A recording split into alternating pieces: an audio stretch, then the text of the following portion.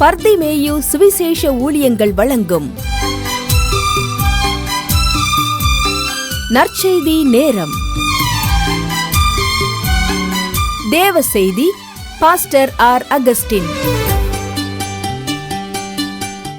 இந்த நாளில் உங்களோடு நான் பேசி வருகிறேன். ஆண்டவருக்குள்ளே நிற்பதற்கு நமக்கு பலன் இருக்கிறதா? அந்த பலனை அடைவதற்கு என்ன வழி?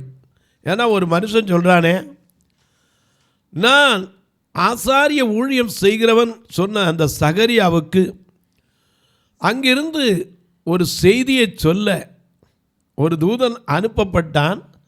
அந்த அனுப்பப்பட்ட தூதன் சகரியாவுக்கு மட்டுமல்ல, மரியாளுக்கும் கூட வந்து சொன்னான் இல்லையா?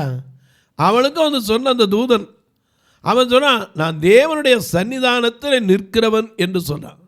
இன்றைக்கி நம்ம ஆண்டவருடைய சன்னிதானத்தில் நம்மளால் நிற்க முடியுதா? அப்படி என்ன வந்தாலும் கொஞ்சம் கூட சளைப்பு இல்லாமல் தேவனுடைய சன்னிதானத்தில் எப்போ போய் சொல்லணும் அப்படியே நல்ல செய்தியை கொண்டு வர காத்திருக்கானே, அப்படி காத்திருப்பதற்கு அந்த தூதனுக்குள் வந்த பலன் என்ன, அல்லது நடந்த காரியம் என்ன? உங்கள் வேதத்தை தயவு செய்து திருப்புங்க. எசேக்கியேல் தீர்க்கதரிசியின் புஸ்தகத்திலே 28வது அதிகாரத்திலே 12ஆம் வசனத்திலிருந்து கொஞ்சம் திருப்பி வச்சுக்கிறீங்களா? அப்படி எல்லாரும் திருப்பி எடுத்து கையில் தேடுற வரைக்கும் எல்லாரும் சேர்ந்து பாடுமா?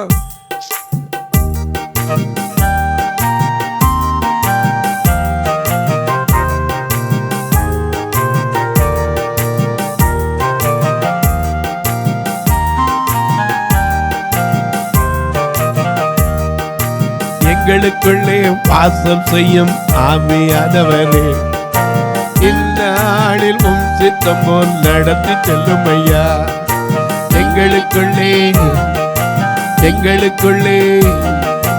எங்களுக்குள்ளே வாசம் செய்யும் ஆவியானவரே, இந்நாளில் உம் சித்தம் போல் நடத்தி செல்லும் ஐயா.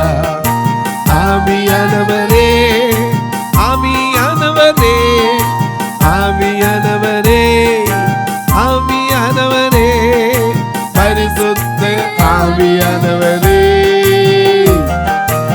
ஆவியானவரே, ஆவியானவரே, பரிசுத்த ஆவியானவரே.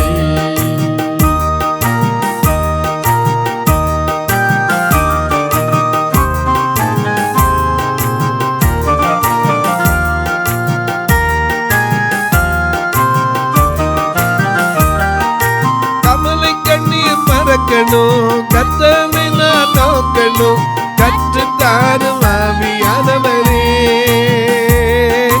கவலை கண்ணீர் மறக்கணும், கர்த்தரை நான் நோக்கணும், கற்றுத்தாரும் ஆவியானவரே. நன்மை நினைக்கணும், நன்றியோடு துதிக்கணும், சொல்லித்தாரும் ஆவியானவரே.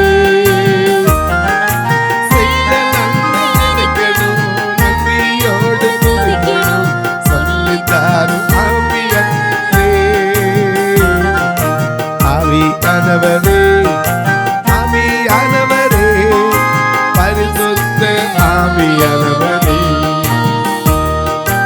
ஆவியானவரே, ஆவியானவரே, பரிசுத்த ஆவியானவரே.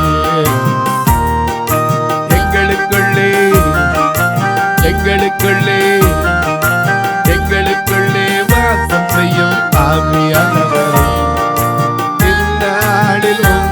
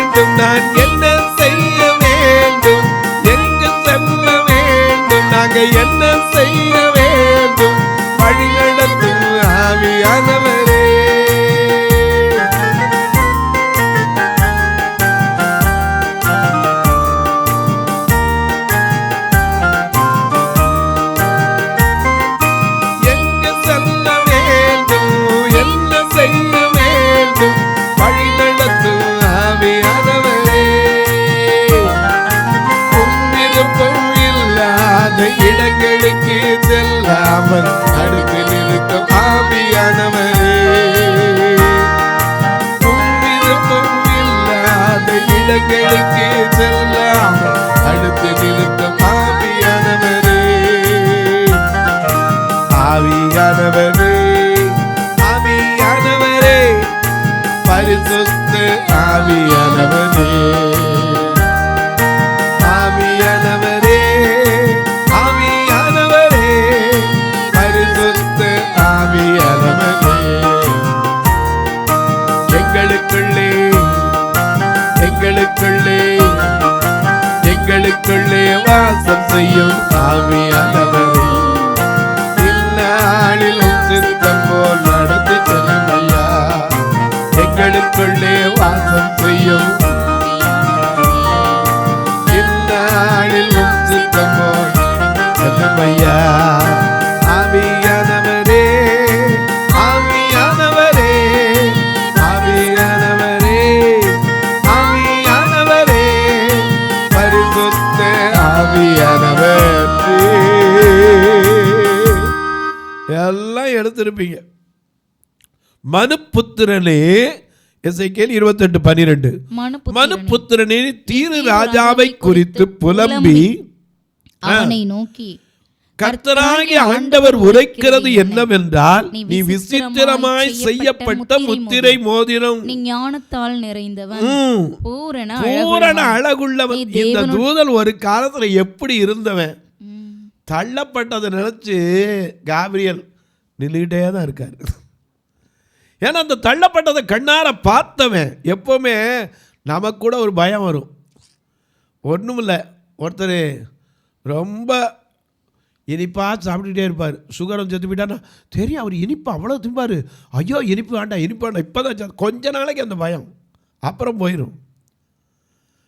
சிலருக்கு பார்த்தீங்கன்னா சரி ஒன்றுமில்லாம நிறையா சாப்பிட்டான்னா சரி, அவன் சாப்பிட்டே கடைசியில் நடக்க முடியாமல் சுகர் குடி போச்சா, ப்ரெஷர் குடி போச்சா, ஐயோ சாப்பாடு அளவார் கொஞ்ச நாளைக்கு வச்சுருப்போம். அப்புறம் என்ன செய்வோம், கோழியாக தின்னா காய்ச்சலாக வந்துடுனா உடனே கோழியை கொஞ்ச நாளைக்கு என்ன செய்ய மாட்டோம், பயந்து தொட மாட்டோம், அப்புறம் போயிடுவோம்.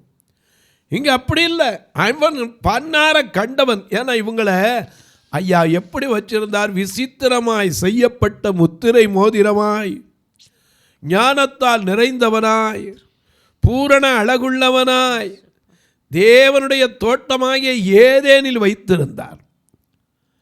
அதுவும் அலங்காரம் எதனால் பண்ணியிருந்தார், பத்மராகம், புஷ்பராகம், படிக பச்சை, வைரம், படிகப்பச்சை, கோமேதகம், எஸ்பி, இந்திரநீலம், மரகதம், மாணிக்கம், பொன், சகலவித ரத்தினங்களும் பொன்னும் மணியும் உன்னை மூடிக்கொண்டிருந்த அவ்வளவு அலங்காரம் வச்சிருந்த தூதனுக்குள்ள ஒரே ஒரு சத்தம் அவனுக்குள்ளதான் சொன்னான்.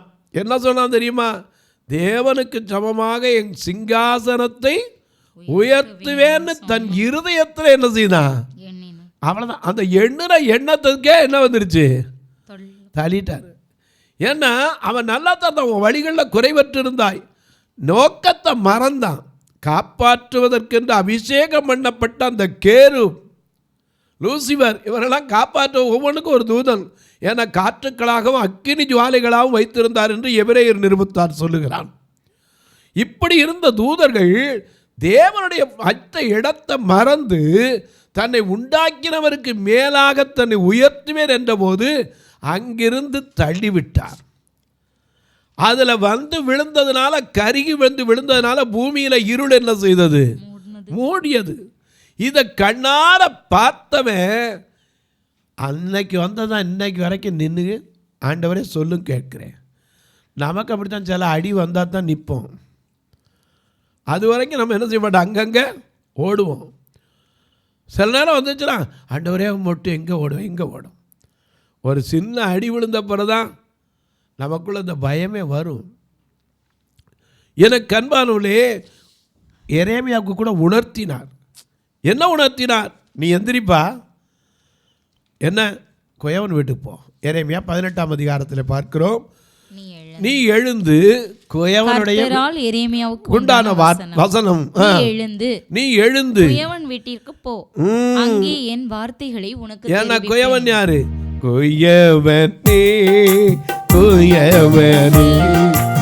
படைப்பில் காரணனே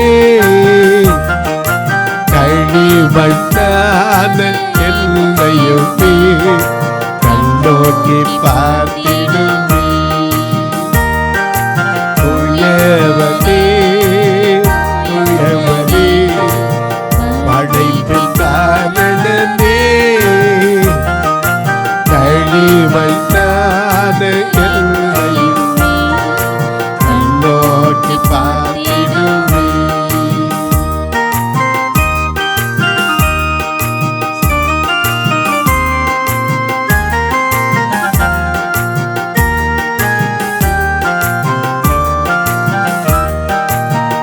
பெருமையான பாத்திரம் பெருத்து தள்ளவரே நிரம்பி வழியும் பாத்திரமா விளங்க செய்திடுமே வேதத்தில் காணும் பாத்திரமெல்லாம் இயேசுவை போற்றிடுமே என்னையும் அவ்வித பாத்திரமா அடைந்து கொள்ளுமே. எனக்கு கர்மனுடைய எரேமியாவுக்கு சொல்றார், நீ எழுந்து கொயவன் வீட்டுக்கு போ, அங்கே என்னுடைய வார்த்தைகளை அறிப்ப. அங்கே போனோட ஒரு பாத்திரத்தை செய்கிறான் கொயவன், அது சரிவல் என்னொன்று அப்படி உடைச்சி திரும்ப உடைகிறான். ஆண்டவர் உடனே உடைக்க எவ்வளோ நேரம் ஆகும்? அதனால தான் அவருடைய சமூகத்தில் கரத்தின் கீழே அப்படி உட்கார்ந்துருந்தான், சலித்து போகிற வரைக்கும் உட்கார்ந்துருந்தான். எனக்கு அன்பானவர்களே, அநேக நேரங்களில் நமக்கு எப்பவும் ஒரு அடி வந்தால் ஞாபகம் இருக்கும். கொரோனா வந்துச்சு, இப்போ யாருக்காவது பயம் இல்லைன்னு சொல்ல முடியுமா? லேசாக ஒன்றுனா போயிரு எவ்வளோ பேர் செத்தாங்க தெரியுமா? மறக்கவே முடியாது. ஒரு சுனாமி வந்தால் தான் தெய்வ பயம் வருது. 2004 ஒரு சுனாமி வந்துச்சு. இதே கன்னியாகுமரியில் எத்தனை பேர் பயந்திருந்தோம்? எனக்கு அன்பானவர்களே, கர்த்தருடைய கோபம் நிச்சயமாக பற்றி எரியலை. அப்படி எரிஞ்சா நாம் அவர் அண்டிக் கொள்வதற்கு ஒரு சில நேரங்களில் எரியுது. குமாரன் கோபம் கொள்ளாமலும் வெளியில் அழியாமலும் இருக்கும்படிக்கு அவரை அண்டிக் கொள்ளுங்க. கொஞ்ச காலத்தினுடைய கோபம் பற்றி எரியும், அவரை அண்டிக் கொள்ளுகிற அவரும் பாக்கியம். அதனால தாங்க அங்கே போய் நீ அண்டிக்கிட்டேன்னா எத்தனை தீமை வந்தாலும் மலை போல வரும், பனி போல மாறும். ஆண்டவருக்குள்ளே நிற்கணும். ஏன்னா ஆண்டவருடைய ஆலயத்துக்குள்ளே என்ன இருக்குங்கிறது நமக்கு தெரியலை. அதனால தான் பிரச்சனை. இங்கே தூதர்கள் விழுந்ததை பார்த்தான்ல, அதுலேருந்து சரி காபிரியாலாக இருக்கட்டும், ரஃபேலாக இருக்கட்டும், தேவனுடைய சன்னிதானத்தில் என்ன ஆர்டர் வருதோ அப்படியே. தானியேலுக்கு ஜெபத்துக்கு பதில் வர வரைக்கும் அங்கே இடையில எத்தனை போர் நடந்துச்சு. அவரே வந்து சொன்னான், வழியிலே என்னை தடுத்தான். மிகாவேல் கொண்டு வந்து சொன்னால, எனக்கு கண்பாருடைய இப்படி ஒவ்வொரு தூதர்களும் இருக்கிறார்கள். இந்த தூதர்களெல்லாம் தேவனுடைய சன்னிதானத்தில் எப்போ அதை விட்டு விலகாமல் காத்திருப்பாங்க, இரவும் போல் அங்கே காத்திருப்பாங்க. நம்ம ஆலயத்தில் எவ்வளோ நேரம் நிற்க முடியுது ஆண்டவரோட? ஆண்டவருடைய சன்னிதானத்தில் நம்மளை நிற்க வைக்கிறதுக்கு என்ன தெரியணும்? அப்போஸ்தலர் நடவடிக்கைகள் 2ஆம் அதிகாரம் 28ஆம் வசனத்தை வாசிக்க கேட்போம். அப்போஸ்தலர் 2:28. ஜீவ மார்க்கங்களை எனக்கு தெரியப்படுத்தினார். உம்முடைய சன்னிதானத்திலே என்னை சந்தோஷத்தினால் நிரப்புவீர் என்று சொல்லுகிறான். அல்லேலூயா. ஆண்டவருடைய சன்னிதானத்தில் தான் என்னது? சந்தோஷம் உண்டு, சமாதானம் உண்டு. எவ்வளவு நேரமும் அழகா பாடுறோம்ல, சந்தோஷமும் சமாதானமும் உள்ளத்தில் பொங்குதையா. சந்தோஷமும் சமாதானமும் உள்ளத்தில் பொங்குதையா. போக்கிவிடா வைகளெல்லாம் நீக்கிவிட்ட பாவமெல்லாம் போக்கிவிட்டா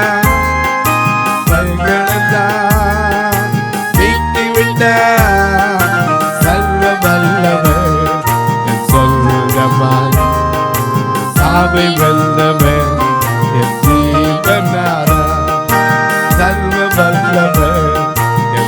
எஜமான்.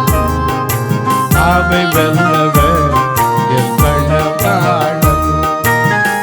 ஆகா இது அதிசயம் தானே. ஓஹோ இது உண்மை. ஆகா இது அதிசயம் தானே. ஓஹோ இது உண்மை தானே. சர்வ வல்லவர் என் சொந்தமான். ஆமை வெல்லவர் என் ஜீவனாரா. சர்வ வல்லவர் என் எஜமான். ஆமை வெல்லவர் என் பணவாளன். எனக்கு அன்பானவர்களே, ஆண்டவருடைய சன்னிதானத்தில் சந்தோஷம் உண்டுங்க. யாருக்கு பிரச்சனை இல்லை, யாருக்கு கவலை இல்லை. ஆண்டவருடைய சன்னிதானத்தில் வாங்க, எல்லாம் போகலாம். ஆனால் அத்திமரம் துளிர் விடாமல் போனாலும், திராட்சை செடி பலன் கொடாமல் போனாலும், தொழுவத்தில் மாடு இல்லாமல் போனாலும், வயலில் தானியம் இல்லாமல் போனாலும், நம்முடைய நண்பன் நம்ம விட்டு பிரிஞ்சாலும், ஊராரெல்லாம் நம்ம தூத்தினாலும், வயல்கள் தானியத்தை அத்திமரம் துளிர் விடாமல் போனாலும், செடிகளில் பழம் உண்டாகாமல் போனாலும், ஒலிவ மரத்தின் பலன் அற்று போனாலும், வயல்கள் தானியத்தை விளைவியாமற் போனாலும், கிடையில் ஆட்டு மந்தைகள் முதல் அற்று போனாலும், தொழுவத்திலே மாடு இல்லாமற் போனாலும், நான் கர்த்தருக்குள் மகிழ்ச்சியாயிருப்பேன். இது சொன்னா போதாது, நம்மளால முடியுதா? கூறுவேன். கர்த்தருக்குள் மகிழ்ச்சியா இருக்கு. என்ன வந்தாலும் என்ன போனாலும், யோபுக்கு எல்லாம் போச்சுங்க. ஆனால் அவன் எங்கே உட்காந்து புலம்புனானா? கர்த்தர் கொடுத்தார், கர்த்தர் எடுத்தார். இந்த எண்ணம் நமக்குள்ள வந்து ஆண்டவர் விட்டு எங்கே போவோம்? அப்படியே நம்ம போய் என்ன செய்ய முடியும் சொல்லுங்க? ஒன்றும் செய்ய முடியாது. கவலைப்பட்டு உட்காந்து புலம்புனா கூட கொஞ்சம் சுகர் வந்து தான் மிச்சம், கூட கொஞ்சம் நெஞ்சு வலி வரும். கவலைப்படுவதனால் எவன் தன் வளர்த்தியில ஒரு முழத்தை கூட்ட முடியும்? ஆண்டவருடைய சன்னிதானத்தில் வந்தால் தாங்க சந்தோஷம். ஏன்னா ஒருவன் சந்தோஷமாக இருந்தால் அங்கே வந்தால் என்ன பாடுவான்? சங்கீதம் பாடுவான். சந்தோஷப்பட்டு களி கூர்ந்து அவருக்கு துதி செலுத்த கடவோம். ஏன்னா அந்த சந்தோஷம் எதுக்கு? வழி தப்பி திரிந்த நம்மை எல்லோரையும் ஏற்றுக்கொள்ளும் இயேசுவே, எல்லோருக்கும் அன்பு செய்யும் நேசனே, நல்லோரையும் பொல்லாதையும் உள்ளோரையும் இல்லாதையும், நல்லோரையும் பொல்லாதையும் உள்ளோரையும் இல்லாதையும், எல்லோரையும் ஏற்றுக்கொள்ளும் இயேசுவே, எல்லோரையும்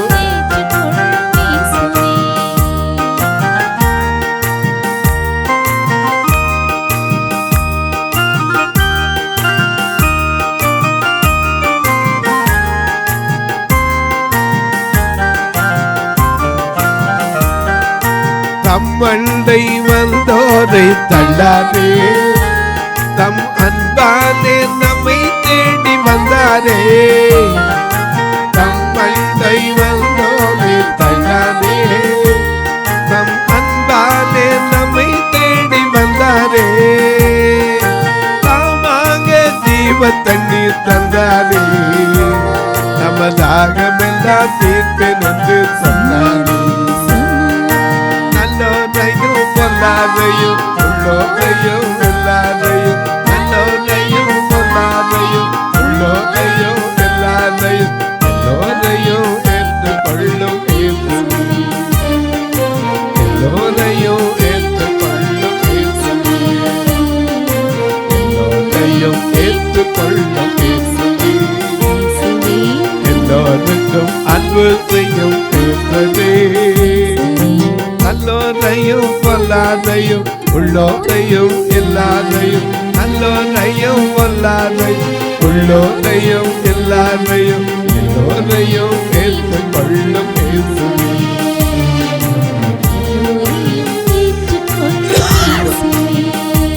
ஐயா, அங்க வந்தேன்னா வருத்தப்பட்டு பாரம் சுமக்கிற உனக்கு வருத்தம் தீர ஒரு ஆறுதல் வரும், சந்தோஷம் வரும் ஆண்டவருடைய ஆலயத்தில். அதனால அங்கே சொல்றாரு, அப்போஸ்தலர் 2:28 திரும்ப வாசிங்க. ஜீவ மார்க்கத்தை எனக்கு மார்க்கங்களை எனக்கு தெரியப்படுத்தினேன். அங்க வந்தா தான் ஜீவ மார்க்க எதுன்னு தெரியும். ஏன்னா உன்னோடு பேசுகிற தேவன், உனக்காக பரிதவிக்கிற தேவன், உனக்காக எனக்காக வாக்கு கடங்க பெருமூச்சுக்களோடு வேண்டுதல் செய்கிற தேவன், அறியாமையின் காலங்களை காணாதவரை போல இருக்கிற தேவன், அப்பவும் மனம் திரும்பணும்னு விரும்புகிற தேவன். அதனாலதான் அங்க சொல்றாரு, ஜீவ மார்க்கத்தை எனக்கு தெரியப்படுத்தினீர், உம்முடைய சன்னிதானத்திலே சந்தோஷத்தினால் நிரப்புவீர் என்று சொல்லுகிறார். ஏன்னா அங்க வந்துட்டா சந்தோஷமா இருக்கு. ஏன்னு கேளுங்க, நெகேமியாவில் 1ஆம் அதிகாரத்தில் 4ஆம் வசனத்தில் பார்க்கிறோம். நெகேமியாவுக்கு ஒரு செய்தி வருது. என்ன செய்தி வருது? எருசலேம் அலங்கம் என்ன செய்யப்பட்டுச்சு? என் சகோதரரில் ஒருவனாகிய ஆனானியும் வேறே சில மனுஷர்களும் யூதாவிலிருந்து வந்து அவர்களிடத்தில் நான் சிறையிருப்பில் மீந்து தப்பின யூதரின் செய்தியையும் எருசலேமின் செய்தியையும் விசாரித்தேன். அதற்கு அவர்கள் சிறையிருப்பில் மீந்திருக்கிறவர்கள் கொடிய துன்பத்தை மகா தீங்கையும் அனுபவிக்கிறார்கள்.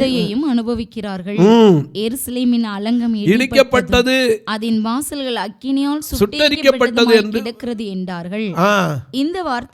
இந்த வார்த்தைகளை நான் கேட்டபோது உட்கார்ந்து அழுது சில நாளாய் துக்கித்து உபவாசித்து மன்றாடி பரலோகத்தின் தேவனை நோக்கி, பரலோகத்தின் தேவனாகி கர்த்தாவே, உம்மில் அன்பு கூர்ந்து. அழுத உடனே எங்க வந்துட்டாரு?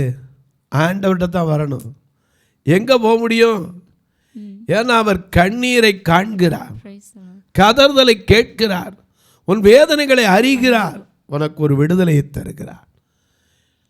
அழுது கடைசியில் வந்து ராஜாவுடைய சமூகத்தில் நிற்கிறான். இவன் பானபாத்திரக்காரன். ராஜா கேட்கிறாரு, எப்பா உனக்கு ஒரு நோய் இல்லையப்பா, உன் மனதின் துக்கம் தானே? அடுத்த நிமிஷம் அந்த துக்கத்தை சொன்னா ராஜாவிடத்தில் வழி திறந்தது. உடனே என்ன பண்ணிட்டான்? சந்தோஷமாயி இத்தனை காலம் ஆகுன்னு புறப்பட்டு போய் அலங்கத்தை கட்ட போனான். இன்னைக்கு சொல்லுவேன், ராஜாவுடைய சமூகத்தில் வந்தா சந்தோஷம் உண்டு. தொலைக்காட்சியில் பார்க்கிறவர்களே, ஆண்டவருடைய சன்னிதானத்துக்கு எதற்கு வாரீங்க தெரியுமா? சங்கீதக்காரன் சொன்னான், கர்த்தர் மேல் பாரத்தை வைத்து விடு. அதுக்கு தான் வாரீங்க. உங்க பாரத்தை மனுஷன் சொன்னா அற்பமா நினைப்பான். அவர்கிட்ட பாரத்தை வச்சேன்னா அவர் சொல்லுவார், வருத்தப்பட்டு பாரம் சுமக்கிறவங்களே, நீங்கள் எல்லாரும் என்கிட்ட வாங்கப்பா, நான் உங்களுக்கு என்ன செய்வேன்? இளைப்பாறுதல் தருவேன். ஆண்டவருடைய ஆலயத்தில் வந்தால் சந்தோஷம். உடைய ஆலயத்தில் தங்கி இருப்பது எத்தனை பெரிய பாக்கியம். தாவீது அதனால தான் எப்பவும் அந்த ஆலயத்தையே நோக்கி, ஆண்டவரே நோக்கி பார்த்துக்கிட்டு இருப்பான். நீரே என் பலன், நீரே என் கோட்டை, நீரே என் தேவன், நான் நம்பியிருக்கிறவர் என்று சொல்லுவேன். அவர் சட்டையின் கீழே அடைக்கலம் உண்டு. அவருடைய சத்தியம்தான் நமக்கு பரிசை கேடகம். இந்த தொலைக்காட்சியில் கேட்கிற நீங்களும் ஆண்டவருக்குள்ள ஏன் வர்றீங்க? உங்கள் கவலையெல்லாம் மாறி அங்கே மகிழ்ச்சி பெறுவதற்கு. அங்கே உட்கார்ந்துருக்கும் போது எந்த கவலையும் தெரியாது. ஒரு நல்ல பாடல் வரும், வசனம்தான் பாடல். அது உன்னை தேற்றும், உன்னை ஆற்றும், உன் கண்ணீரை மாற்றும். தொலைக்காட்சியில் பார்க்கிறவர்களே, என்னாலும் இந்த நிகழ்ச்சியை கேட்குறீங்க, ஒரு வார்த்தை ஜெபம் பண்ணுறீங்களா? இதை தொடர்ந்து வரணும். ஒரு நாளைக்கு 4000 ரூபா இந்த தொலைக்காட்சி நிகழ்ச்சிக்கு மட்டும் கட்டணும். அதுபோக ரெக்கார்டிங் இருக்குது. நான் தெருவில் பிரசங்கம் பண்ணி சபையை நடத்துகிறாள் இன்னைக்கு இல்லை, 32 வருஷங்களா. காலையில் இருந்துச்சோட போய் தெருவில் ஏதாவது ஒரு தெருவில் நின்று ஆண்டவருடைய வார்த்தையை சொல்ல, ஒரு பாட்டை பாடி ஒரு வார்த்தையை சொல்லிட்டு யார் வீட்டையும் தட்டினதில்லை, தொந்தரவு பண்ணி கேட்டதும் இல்லை. இத்தனை வருஷங்களாக நடத்துகிறார். நீங்களும் இந்த சபைக்காக ஜெபிங்க. ஒருவேளை உங்கள் பிறந்த நாள், திருமண நாள், அல்லது தங்களுக்கு அன்பான இழந்த நினைவு நாட்கள், இதில் இந்த பார்வையற்ற மக்களுக்கு ஒரு நேரம் உணவு கொடுக்க உதவலாம், அல்லது ஒரு 50 பேருக்கு ஊன்றுகோல் கொடுக்க உதவலாம், அல்லது பார்வையற்றோர் மரித்தா எப்போதும் அடக்கம் பண்ணுறதுக்கு வச்சுருக்கோம் ஃபியூனரல் ஃபண்டுக்கு, அல்லது ஒரு பார்வையற்ற குடும்பத்தை உருவாக்குவதற்கு, 2 பேரும் கண்டுதினாமல் இருக்க அவங்களும் திருமணம் பண்ணி சந்தோஷமாய் வாழ்வதற்கு திருமண காரியத்துக்கு. ஏன்னா ஊரா பிள்ளை ஊட்டி வளர்த்தா தாம்பிள்ளை தானே வளரும் பழமொழி. இன்னொரு பிள்ளைக்கு இல்லாத பிள்ளை கொடுத்து பாருங்கள், கர்த்தர் உங்கள் பிள்ளைக்கு அதை விட பெருசாக ஆசீர்வாதத்தை தருவார். அது மட்டுமல்ல, எனக்கு அன்பானுள்ளே, திருநெல்வேலிலாம் ஒரே ஒரு ரூம் தான், அதில் நெருக்கடியாக தங்கியிருக்காங்க. இன்னொரு அறை கட்டப்பட வேண்டும். மதுரையில் பெண்களை வயதானவங்களை வச்சுருந்தோம். இப்போ அந்த இடத்துல ஓடெல்லாம் உடஞ்சி போய் திருப்பி அதுக்கு சென்ட்ரிங் போடணும். ஓடு போட்டால் திருப்பி அதே பிரச்சனை தான் வரும். அதுக்கு மட்டும் 6 லட்ச ரூபா, 1200 சதுரடிக்கு. கத்த தான் இவங்களை சந்திக்கணும். நீங்கள் கேட்கலாம், பிரதர் என்னால் முடிஞ்ச செய்வேன், எப்படி செய்கிறது? இதில் 2 ஃபோன் நம்பர் வந்துக்கிட்டே இருக்கும். ஜிபே, ஃபோன்பே உண்டு. அது மட்டும் இல்லை, ஒருவேளை ஐயா நாங்கள் செஞ்சு கொடுத்தா முழுசாகவே நாங்கள் செஞ்சு கொடுக்கணும்னு ஆசைப்படுறோம், கர்த்தர் உங்களை ஏவினால் அதை விட பெரிய சந்தோஷம் எனக்கு இல்லை. உங்கள் ஜெபக்காரி எது இருந்தாலும் காலை 10லேருந்து 5 மணிக்குள்ளே சொல்லுங்கள். ஏன்னா மற்ற நேரங்களில் நான் வெளியே போயிருப்பேன், ஃபோன் எடுக்கலையேன்னு நீங்கள் அப்புறம் சங்கடப்படக்கூடாது. இப்போ உங்களுக்கு ஜெபிக்கட்டுமா? நல்ல பிதாவே, நன்றியோடு துதிக்கிறோம் சுவாமி. உடைய ஆலயத்தில் சந்தோஷம் உண்டு சுவாமி. ஜீவ மார்க்கத்தை நாங்கள் அறிந்து கொள்ளக்கூடிய ஒரு வார்த்தை வரும். காரணம் மல்கியா 2:7 ஆசாரியனுடைய வாயிலிருந்து வேத வார்த்தைகள் காத்திருக்கிறார்கள் ஜனங்கள். அந்த நல்ல வார்த்தை வருவதற்கு ஆலயத்தில் வர வேண்டும். அதை எப்போது நாங்கள் அங்கே தங்கி இருக்க, அதை விட்டுவிடாதபடிக்கு, சபை கூடி வருவதை விட்டுவிடாதபடிக்கு என்னை எங்களை தகுதிப்படுத்தும். இயேசுவின் நாமத்தில் இந்த ஊழியத்தை தாங்குகிற ஒவ்வொரு குடும்பங்களையும், பிள்ளைகளையும், பெரியோரையும் ஆசீர்வதியும். திருமண நாள், பிறந்த நாளை நினைவு கூறுகளுக்காய் ஜெபிக்கிறேன். தங்களுக்கு அன்பானவர்களை இழந்து தவிக்கிற ஆறுதலற்ற மக்களுக்காய் ஜெபிக்கிறேன். படுக்கையில் இருந்து கொண்டு கண்ணீர் வடிக்கிற மக்களுக்காய் ஜெபிக்கிறேன். பிரசவ காலத்தில் இருக்கிற என் அன்பு சகோதரிகளுக்காய் ஜெபிக்கிறேன். திருமண வயது வந்து திருமணமாகாமல் தன் வீட்டில் வைத்து கண்ணீர் வடிக்கிற தாய்மார்களுக்காய் ஜெபிக்கிறேன். ஒவ்வொருவருக்கும் வழி திறந்து கொடும் இயேசுவின் நாமத்தில் பிதாவே, ஆமென். சபை ஆராதனை ஞாயிறு காலை 10 மணி முதல் 12 மணி வரை. இடம் பர்திமேயு சுவிசேஷ ஆலயம், அன்னை சத்யா நகர், இளமனூர் அஞ்சல், சக்கிமங்கலம் வழி, மதுரை மாவட்டம். பின்கோட் 625201 மற்றும் பர்திமேயு சுவிசேஷ ஜெப வீடு, flat number 107, Eden garden, Muthur, Tirunelveli. Pin code 627011. சிறப்பு உபவாச கூட்டம் ஒவ்வொரு மாதமும் 2வது சனிக்கிழமை காலை 10 மணி முதல் 1 மணி வரை நாகர்கோவில் YMCA ஹாலில் வைத்து நடைபெறுகிறது. மற்றும் ஒவ்வொரு மாதமும் 4வது சனிக்கிழமை காலை 10 மணி முதல் 1 மணி வரை திருநெல்வேலி புதிய பேருந்து நிலையம் அருகில் உள்ள கிரேஸ் ஹாலில் வைத்து நடைபெறுகிறது. எங்கள் எல்லா ஆராதனைகளிலும் கலந்து கொண்டு தேவனை மகிமைப்படுத்த அன்பாய் அழைக்கிறோம்.